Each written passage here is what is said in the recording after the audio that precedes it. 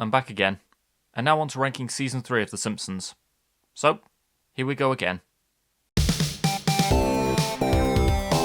So, here we have the only Simpsons episode to be banned from streaming services and DVD release as of 2019.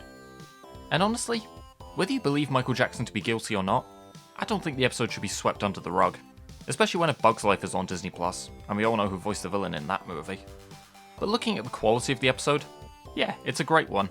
It has hilarious moments throughout, but also a certain amount of poignancy, and it brings its two plotlines about Homer quote-unquote meeting Michael Jackson and Bart forgetting Lisa's birthday together, in which quote-unquote Michael helps Bart write a song for Lisa, which genuinely slaps.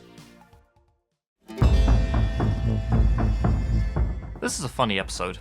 Lisa's determination to tell the truth is particularly admirable, and the episode has a lot of really funny moments, the best ones being the taxi mix-up, Homer and Bart enjoying the perks of the expenses paid, and Bart riding in the cockpit.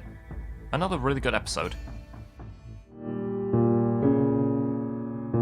An episode that shows that even though Homer acts like he resents Ned, he does secretly ultimately care about him, going from wishing for his store to be closed to actively seeking people to go to it. A really funny and heartwarming episode overall. While I do think it takes slightly too long to get into the main plot, I do like this episode overall. Joe Mantegna makes his first appearance as Fat Tony, and certainly brings a sense of comedic threat. A detail that stood out to me on my most recent rewatch was how Principal Skinner advises Bart to make a game out of licking envelopes, which foreshadows the way he stayed sane while trapped under newspapers. A very nice connection. We get an amusing A-plot in which Homer saves the plant by luck, only to wonder if he really is a hero, which comes to a funny ending. We also get a good B-plot about Bart and Milhouse, which comes to a heartwarming end where Marge defends Bart, prompting Milhouse's mum Luann to let them play together again. Two good plotlines in an overall good episode. It's a good episode that humanises Krusty and establishes his backstory, including his complicated relationship with his father, which does come to an emotionally gripping conclusion in the end. The episode also manages to have a lot of funny moments, particularly Krusty trying to be serious, but the spotlight not doing any favours. Both a funny and heartwarming episode. It's the second Treehouse of Horror, and this one is an improvement on the first. I like the way the segments all tie together, and they all have really good jokes in them.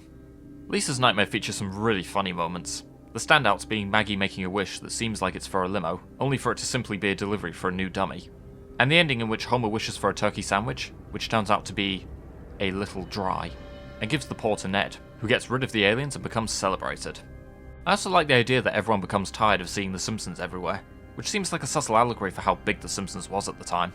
Bart's nightmare is also very funny, with the highlights being Edna changing the answers in the test to accommodate Bart's, and the reconciliation between Homer and Bart at the end being the thing that woke Bart up from his quote-unquote nightmare.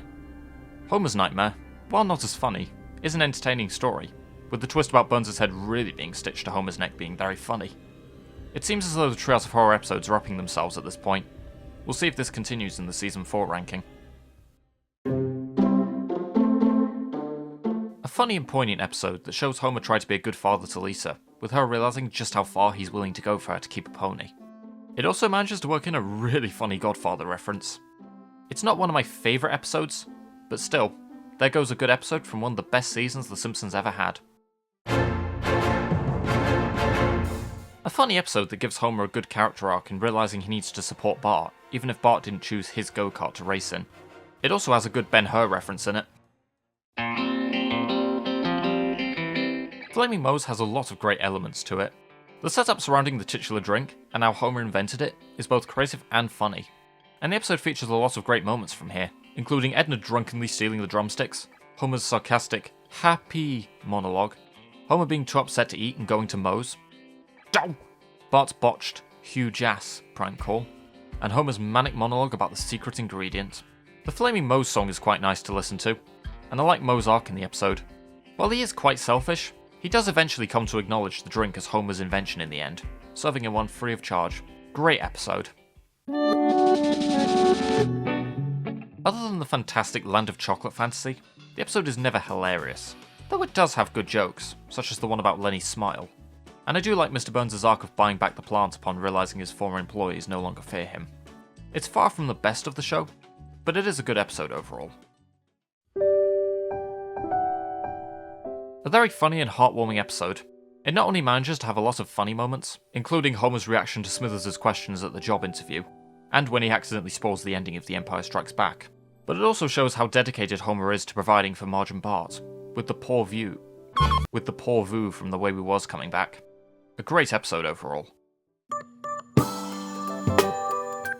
Radio Bart is a great episode that has hilarious moments throughout, including, but certainly not limited to, Bart's free birthday sundae, the Neapolitan ice cream scene, and several of Bart's microphone pranks.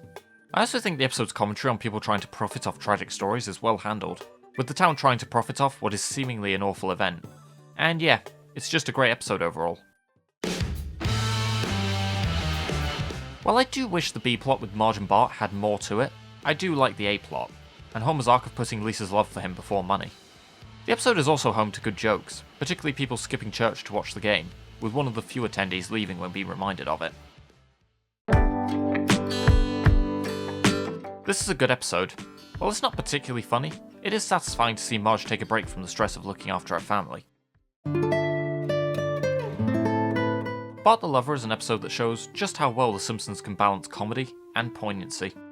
The plotline about Bart tricking Edna into thinking a man loves her starts off as a cruel prank, but it then turns into a beautiful closure in which Bart works with his family to write a final letter that makes her continue to feel loved. If I were to mention how good the recurring voice actors were all the time, I'd probably repeat myself a lot, but I will point out two specific vocal performances in this episode that stand out. One is the late great Marcia Wallace's Edna, who shows the depression and loneliness that plagues the character, and earned a much deserved Emmy for her performance. The other is Dan Castellaneta, who was always fantastic as Homer, and in this episode really shows the comedic anger he endures trying to build a dog kennel. And on that note, the side plot in which Homer tries to cut back on swearing is frequently hilarious, though Ned Flanders without a moustache looks slightly uncanny. Ugh. A fantastic episode, and one of the best of Season 3. The first episode to beat The Cosby Show in the ratings, Homer at the Bat is a classic episode, with constant hilarious moments and memorable celebrity cameos. Unlike a lot of modern episodes where the celebrity cameos are shoved down our throats, these cameos were actually worked into the story, with Mr. Burns hiring real-life softball players to play for his team. What truly makes the episode great in my opinion is Homer's ambition to play with his magic bat, as well as how he wins the game at the end, which I won't spoil, and also how the softball players end up dropping out, with incidents including Ken Griffey Jr. developing gigantism, and Joe Canseco saving a woman's possessions from a burning building, individually. A classic episode with a great amount of humour. I like how this episode puts Bart and Lisa in opposite situations, Bart bringing orders to the school, and Lisa rebelling. The twist about the teachers requiring books for answers, and then stressing when the books are stolen, is very funny. And it has a heartwarming ending, in which Bart sacrifices his credibility to prevent Lisa getting expelled, and she consoles him by resuming playing her saxophone. Really good episode. This episode is home to a lot of funny moments, including the fantasy of King Homer, and Homer not knowing Lisa's birthday. But the standouts are Kent Brockman winning the lottery, and the Clockwork Orange reference, and the flip side to it. Even if the family's treatment of Santa's little helper is a bit too mean-spirited, considering the twisted stomach wasn't his fault, the episode does end on a heartwarming reconciliation between him and Bart. While Homer is unnecessarily hostile at the beginning, the rest of the episode is pretty great, with one of my favourite jokes being Homer having to drive past miles of awful smells.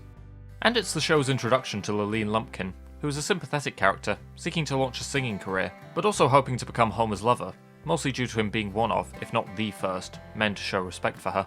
Homer's conflict about remaining Lurleen's manager, even when tension rises and it puts his marriage on thin ice, is a well-executed one. And his decision to quit and return to Marge is a heartwarming one, and one that Lurleen, through a new song, reluctantly accepts.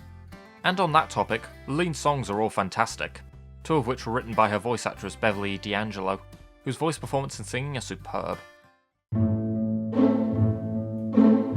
Kelsey Grammer returns as Sideshow Bob, and does a great job conveying his comedic insanity.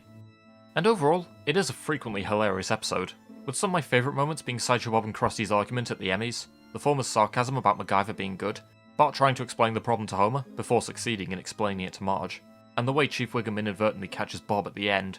A really funny episode, and a great second chapter in Sideshow Bob's character arc. This is a good episode. It has several funny moments, such as Homer telling Bart to give up if something's too hard, as well as Lisa mentioning the school bus not having seatbelts, and also accidentally killing Spinal Tap. Don't have much more to say, but I like it.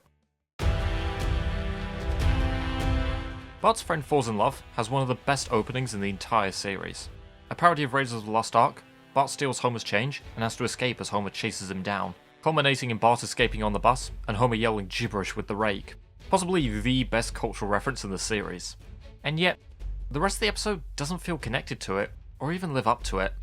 It's a good episode, and there are other funny jokes in it, such as Milhouse's quote about Romeo and Juliet, but nothing lives up to the brilliance of the opening, and that is a shame. An improvement on Oh Brother Where Art Thou. While Homer does still get a lot of unnecessary flack from Herb, the episode does come to a more satisfying end, where Herb, finally, oversees the invention himself, regains his fortune, and reconciles with his brother. It also has a lot of funny moments, with Homer's award show being a funny parody of award shows, along with Homer in the vibrating chair providing a great 2001: A Space Odyssey reference, and some very funny translations on the baby translator. A really good episode overall.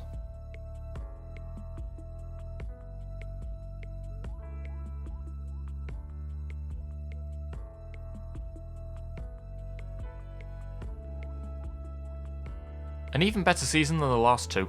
I guess we'll see if Season 4 continues to improve an already great series.